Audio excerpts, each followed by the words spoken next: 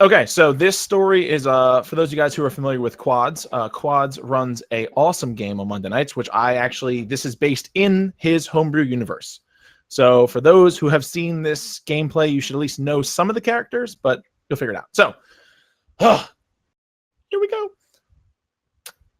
The dagger poking into his back was the only thing that kept his feet moving. His hands were bound in front of him, and he was pushed violently through the catacombs in front of him. Staring ahead of him in the dim light, he could make out various flickers of torchlight throughout the tunnel, as well as concentrated light coming from the main room at the end of the tunnel. The voices behind him were muttering to each other. "Damn dirty tiefling." Another voice chimed in.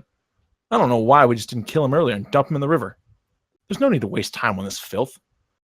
Suddenly, two more voices cut through. "You know why he's here. He's been asking too many questions. He will want to see him." Keeping his head down, Marikir focused his mind on the voices around him, and his eyes darted back and forth from the bonds on his wrist to the walls around him to the men surrounding him. Marikir's mind was constantly on the move. He was here for a reason, but he couldn't execute his plan. At least not yet. By the time the group reached the large circular chamber at the end of the tunnel, Marikir could hear chanting coming from the room. "Keep moving, scum," one of them hissed as he pressed the dagger's tip into his back. "It'll all be over soon. You'll make a great offering to the skull." Marikir let a small grin cross his face as he was led to the middle of the chamber. "I was hoping you'd say that." Whack! The man's fist slammed into Marikir's face and dropped into his knees. Spitting out a few droplets of blood, Marikir rose back to his feet and scanned the room. After a moment of brief silence, he finally found the man he was looking for. He could recognize that damn dragonborn anywhere. The white scales peeking out from his robe in certain places, and the figure's broad shoulders could be spotted at any crown. Gerund Venor, the high-profile merchant and noble in the city of Draconics.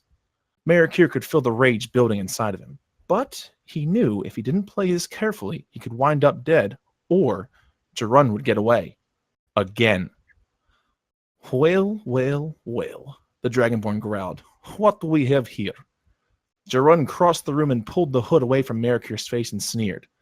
"Just some little horn street rat. Why would you bring this filth to me?" The guard behind Marikir looked at each other for a moment before they returned their gaze to Gerund. He's been overheard asking about you." The guard on Marikir's left said first. The guard on the right spoke next, his voice pitched not entirely under his control. He was asking questions about the skull. He knows too much." Marikir scowled at the exchange. The guards were scared out of their mind at this pathetic excuse for a dragonborn. Marikir would have felt sorry for these men in other circumstances. Growing up in Asmodin, the slums of Corellandir, Marikir knew how men could get stuck working under the thumb of vile men. However, he didn't care anymore. People like this knew what they were doing, and if they were scared of the pieces of trash they worked for, then it was their own fault. These men, the Skull's men, all needed to die. "So," Gerund boomed, interrupting Marikir's thought, "tell me why some horned piece of garbage would be asking about me and the skull." "You really don't remember me, do you?" Marikir spoke. "I don't concern myself with gutter trash like you," Gerund quipped as those around him laughed. "That's a real shame." Marikir smirked as he rose to his feet. "Allow me to refresh your memory." Suddenly, in a flash of movement, a spark of electricity formed in Marikir's bound hand and burned off his bond. The men around him were so dumbstruck that the two flanking him never saw his attacks coming. With two powerful, lightning-infused strikes, Marikir knocked both men to their asses, their faces burned from the sparking power in his hands. Gerund backed away quickly, tripping over his own feet, falling to the ground. "What? Get him! Kill him!" The rest of the men began to converge on Marikir, their weapons drawn.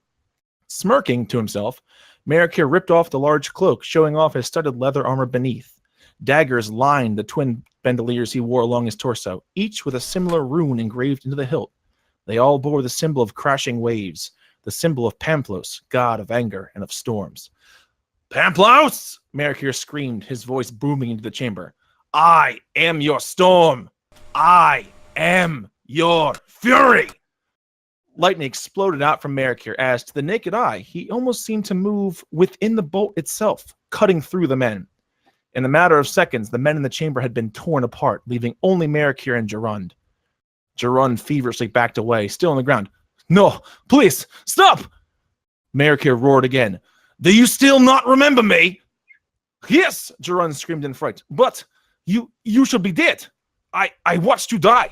I drove that damn dagger into your throat myself.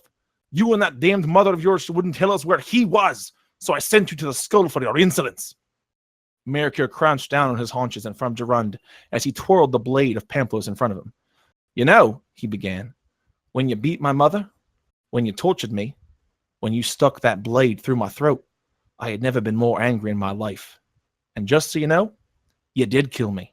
I could feel the skull pulling me in. I could feel the eternal dread.